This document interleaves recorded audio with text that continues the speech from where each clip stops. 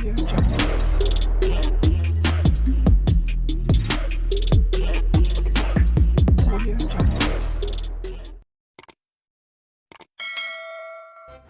kasih karena memilih channel ini. Sebelum kita mulakan video ini, sila pertimbangkan untuk menekan butang like, share, dan subscribe, dan aktifkan butang lonceng Anda agar Anda sentiasa mendapat info-info percuma pada setiap hari dari channel kami. Dan tinggalkan komen Anda karena komen Anda amatlah dihargai. Terima kasih.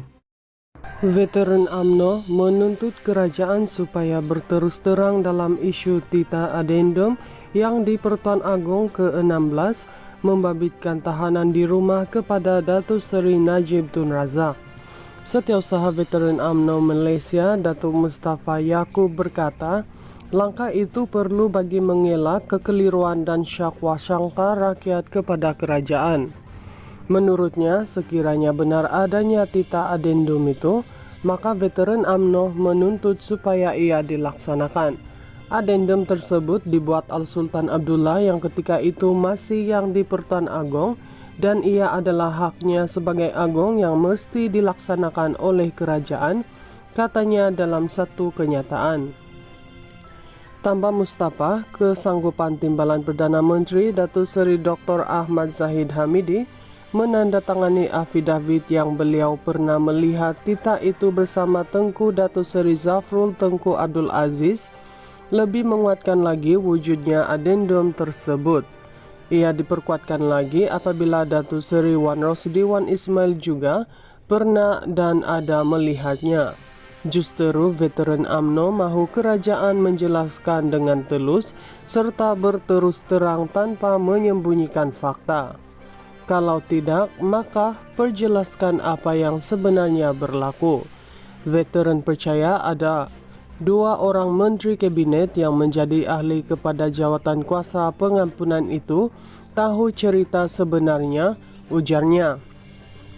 Beliau memberitahu mereka yang terlibat perlu berterus terang dan tidak membiarkan rakyat berteka-teki sekaligus menjejaskan kredibiliti kerajaan. Sementara itu, tindakan Ahmad Zahid menandatangani afidavit itu jelas membuktikan kesungguhan dan keikhlasannya untuk membebaskan Najib sekaligus menjawab keraguan ahli UMNO yang selama ini menuduhnya tidak ikhlas untuk membela Najib, ujarnya. Veteran UMNO menuntut kerajaan supaya berterus terang dalam isu Tita Adendum yang di Pertuan Agong ke-16 membabitkan tahanan di rumah kepada Datuk Seri Najib Tun Razak. Setiausaha Veteran UMNO Malaysia, Datuk Mustafa Yaakob berkata, langkah itu perlu bagi mengelak kekeliruan dan syakwa sangka rakyat kepada kerajaan. Menurutnya, sekiranya benar adanya Tita Adendum itu, maka Veteran UMNO menuntut supaya ia dilaksanakan. Adendum tersebut dibuat Al-Sultan Abdullah yang ketika itu masih yang di Pertuan Agong, dan ia adalah haknya sebagai Agong yang mesti dilaksanakan oleh kerajaan, katanya dalam satu kenyataan. Tambah Mustafa, kesanggupan Timbalan Perdana Menteri Datuk Seri Dr. Ahmad Zahid Hamidi menandatangani afidavit yang beliau pernah melihat Tita itu bersama Tengku Datuk Seri Zafrul Tengku Abdul Aziz, lebih menguatkan lagi wujudnya adendum tersebut. Ia diperkuatkan lagi apabila Datuk Seri Wan Rosidi Wan Ismail juga pernah dan ada melihatnya. Justeru Veteran UMNO mahu kerajaan menjelaskan dengan telus serta berterus terang tanpa menyembunyikan fakta. Kalau tidak, maka perjelaskan apa yang sebenarnya berlaku. Veteran percaya ada 2 orang Menteri Kabinet yang menjadi ahli kepada jawatan kuasa pengampunan itu tahu cerita sebenarnya, ujarnya.